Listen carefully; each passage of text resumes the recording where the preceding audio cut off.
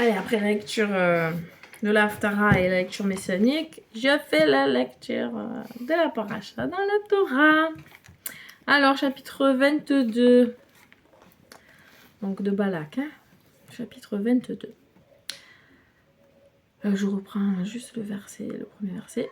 Puis le peuple d'Israël partit et campa dans les plaines de Moab, de l'autre côté du fleuve de Yarden, en face de Yério. Or, Balak, fils de Tsippor, vit tout ce qu'Israël avait fait à l'Émori. Moab avait très peur du peuple, car il était très nombreux. Moab était rempli de terreur à cause du peuple d'Israël.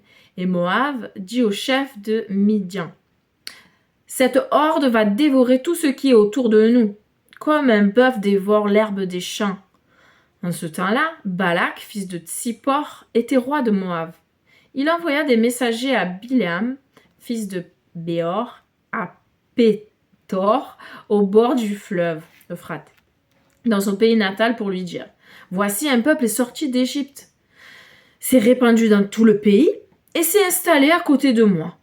C'est pourquoi, viens, je te prie, et maudis ce peuple pour moi, car ils sont plus forts que moi. Peut-être que je pourrais les frapper et les chasser du pays, car je sais que celui que tu bénis est effectivement béni, et celui que tu maudis est effectivement maudit. » Les chefs de Moab et de Midian partirent, amenant avec eux le paiement de la divination. Ils se rendirent auprès de Bilam et lui dirent les paroles de Balak. Il leur dit, « Restez ici ce soir, et je vous rapporterai la réponse qu'Adonai me donnera. » Alors les princes de Moab restèrent avec Bilam. Dieu vint à Bilam et dit, « Qui sont ces hommes avec toi ?» Bilam dit à Dieu, « Balak, fils de Tsippor, au roi de Moab, m'a envoyé ce message. Le peuple qui est sorti d'Égypte s'est répandu dans le pays, et maintenant, viens les maudire pour moi. Peut-être que je pourrai les combattre et les chasser. » Dieu répondit à Bilam, « Tu n'iras pas avec eux, tu ne maudiras pas ce peuple, car ils sont bénis. » Au matin, Bilam se leva et dit au prince de Balak, « Retournez dans votre pays, car Adonai refuse de me donner la permission d'aller avec vous. » Les princes de Moab se levèrent, retournèrent vers Balak et dirent, « Bilam refuse de venir avec nous. » Balak renvoya des princes plus nombreux et d'un rang plus élevé que ceux du premier groupe. Ils se rendirent auprès de Bilam et leur dirent, « Ainsi parle Balak, fils de Tsippor. Je t'en prie, que rien ne t'empêche de venir auprès de moi. Je te récompenserai grassement et je ferai tout ce que tu me diras. Viens donc, je te prie, et maudis ce peuple pour moi. » Bilam répondit aux serviteurs de Balak, « Même si Balak me donnait son palais rempli d'argent et d'or, je ne pourrais aller au-delà de la parole d'Adonai, mon Dieu, pour faire quoi que ce soit de petit ou de grand. Et maintenant, je vous prie, restez vous aussi ici ce soir, afin que je sache ce qu'Adonai me dira de plus. » Dieu vint à Bilam pendant la nuit et lui dit, « Si ces hommes sont venus te chercher, lève-toi et pars avec eux, mais tu feras seulement ce que je te dirai. » Alors au matin, Bilam se leva, sella son ânesse et partit avec les princes de Moab. Mais la colère de Dieu s'enflamma contre lui, parce qu'il était parti. Et l'ange d'Adonai se plaça sur le sentier pour lui barrer le chemin. Il montait son ânesse et ses 2 serviteurs étaient avec lui. L'ânesse vit l'ange d'Adonai qui se tenait sur la route, son épée nue à la main, et l'ânesse se détourna de la route pour aller dans le champ. Bilam dut battre l'ânesse pour le ramener sur la route. Puis, l'ange d'Adonai se tint sur la route, à l'endroit où elle devenait étroite, et passait parmi les vignes, avec des murs de pierre de chaque côté. L'ânesse vit l'ange d'Adonai et se serra contre le mur, écrasant le pied de Bilam contre le mur. Et il la battit de nouveau. L'ange d'Adonai se déplaça et se tint à un endroit si étroit qu'il n'y avait pas la place de tourner à droite ou à gauche. De nouveau, l'ânesse vit l'ange d'Adonai et se coucha sous Bilam. Cela l'irrita tellement qu'il frappa l'ânesse avec son bâton. Mais Adonai permit à l'ânesse de parler. Et elle dit à Bilam, « Que t'ai-je fait pour que tu m'aies battu 3 fois ?» Bilam dit à l'ânesse, « Oh, tu parles toi l'ânesse ?» Non, il dit pas ça. Il dit, « C'est parce que tu me ridiculises. Si seulement j'avais une épée dans ma main, je te tuerais à l'instant. » L'ânesse dit à Bilam, « Je suis ton ânesse, n'est-ce pas? Tu m'as monté toute ta vie, n'est-ce pas? T'ai-je déjà traité ainsi auparavant? » Non, reconnut-il. Alors Adonai ouvrit les yeux de Bilam, et il vit l'ange d'Adonai qui se tenait sur le chemin, son épée nue à la main. Et il inclina la tête et tomba sur sa face. Alléluia. L'ange d'Adonai lui dit, « Pourquoi as-tu frappé ton ânesse 3 fois comme cela? Je suis sorti ici pour te barrer le chemin, parce que tu te précipites pour me résister. L'ânesse m'a vu et s'est détournée 3 fois, et en effet, si elle ne s'était pas détournée de moi, je t'aurais déjà fait périr et je l'aurais sauvée. » Bilam dit à l'ange d'Adonai, « J'ai péché. Je ne savais pas que tu te tenais sur la route pour me bloquer. Et maintenant, si ce que je fais te déplaît, je retournerai. » Mais l'ange d'Adonai dit à Bilam, « Non, va avec ces hommes, mais tu diras seulement ce que je te dirai de dire. » Et Bilam accompagna les princes de Balak. Lorsque Balak apprit que Bilam était arrivé, il sortit à sa rencontre dans la ville de Moab, à la frontière de l'Ammon, aux confins du territoire. Balak dit à Bilam, « J'ai envoyé des messagers plus d'une fois pour te faire venir.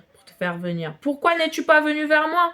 Pensais-tu que je ne pouvais pas te payer suffisamment? » Bilam répondit à Balak, « Voici, je suis venu vers toi, mais je n'ai pas le pouvoir de dire quoi que ce soit de moi-même.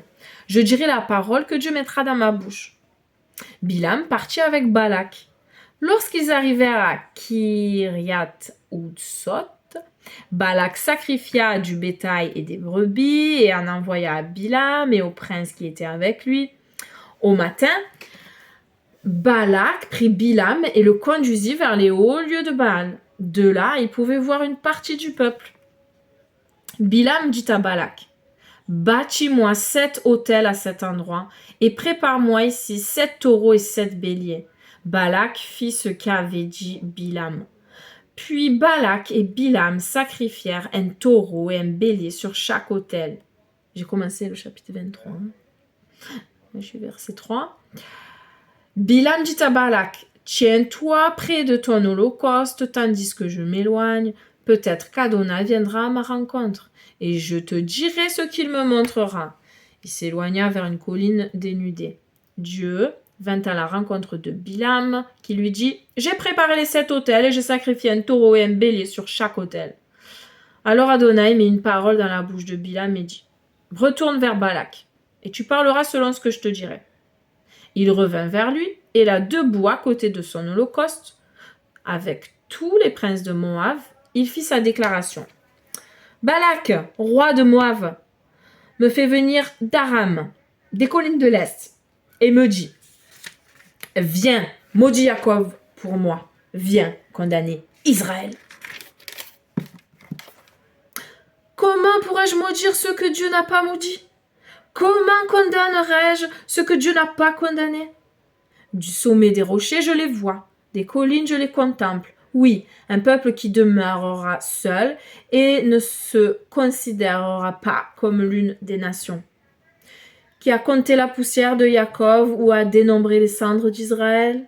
Que je meure comme meurent les justes, que ma fin soit semblable à la leur.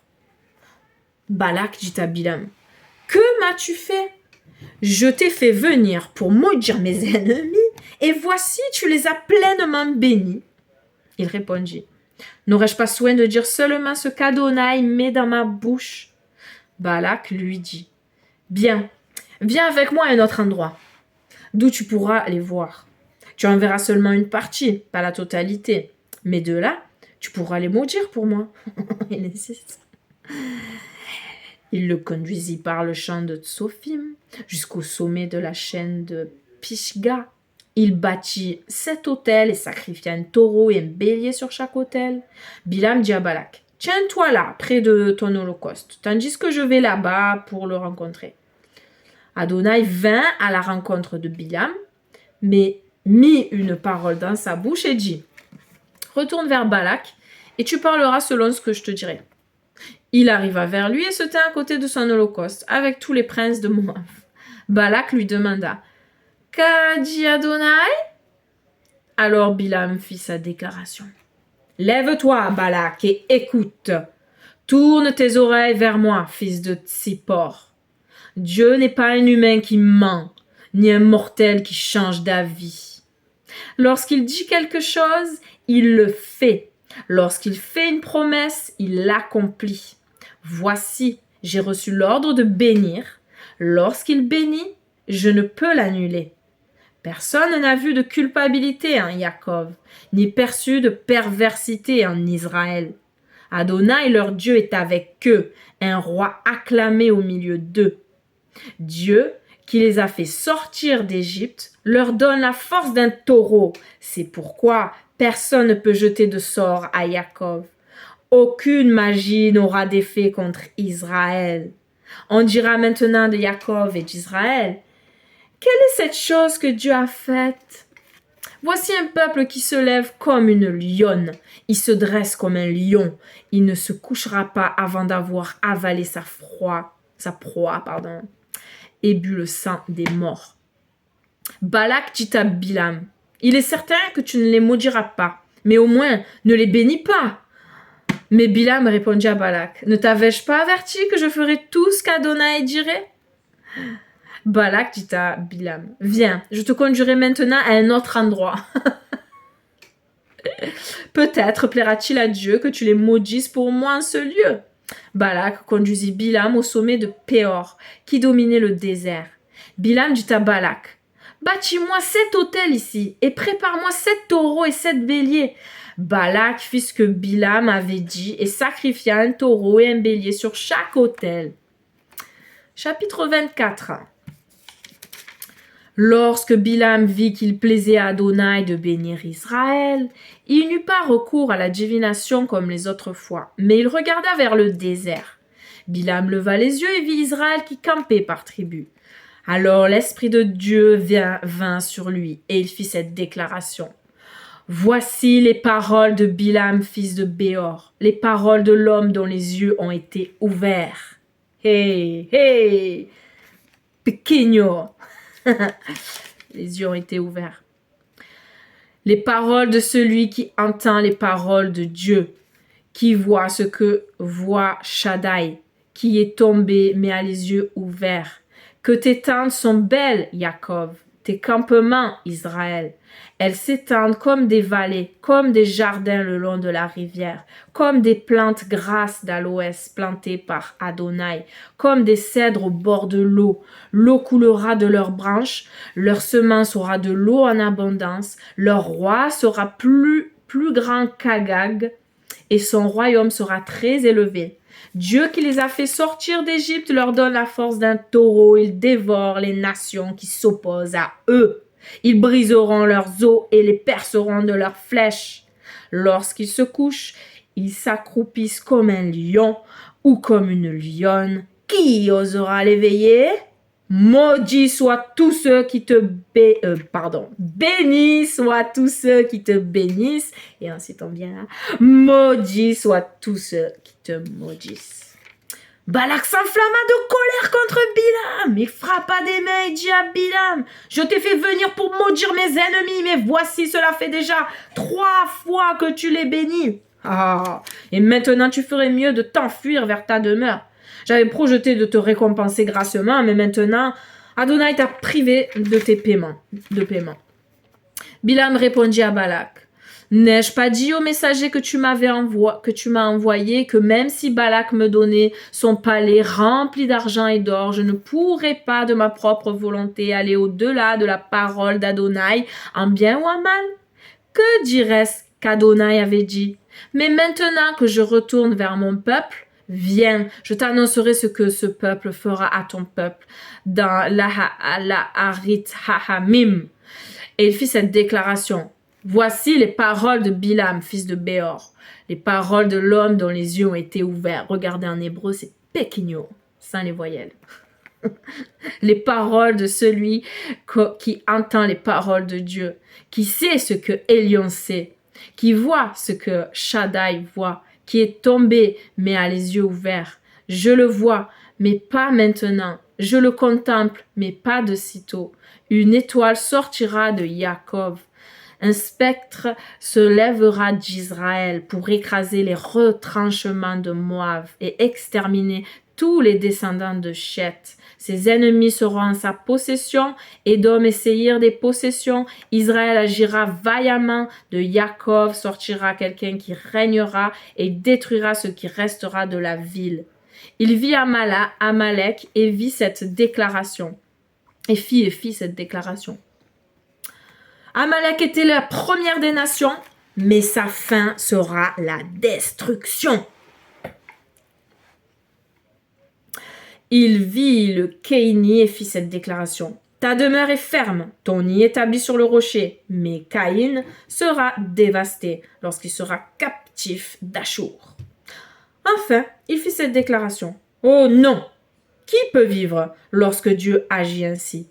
Mais des navires viendront de la côte de Kittim pour assujettir Achour et assujettir Éver, mais eux aussi seront détruits.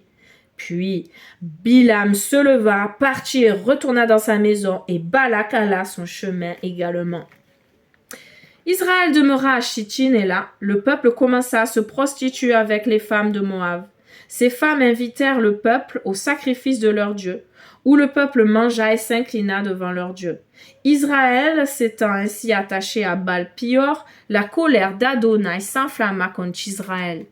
Adonai dit à Moïse, « Prenez tous les chefs du peuple et pendez-les devant Adonai face au soleil, afin que la fureur ardente d'Adonai se détourne d'Israël. » Moïse dit aux juges d'Israël, « Chacun de vous mettra à mort dans sa tribu ceux qui se sont attachés à Baal-Péor. » À ce moment, sous les yeux de Moïse et de toute la communauté d'Israël, comme il pleurait à l'entrée de la tente de la rencontre, un homme d'Israël arriva, amenant à sa famille une femme de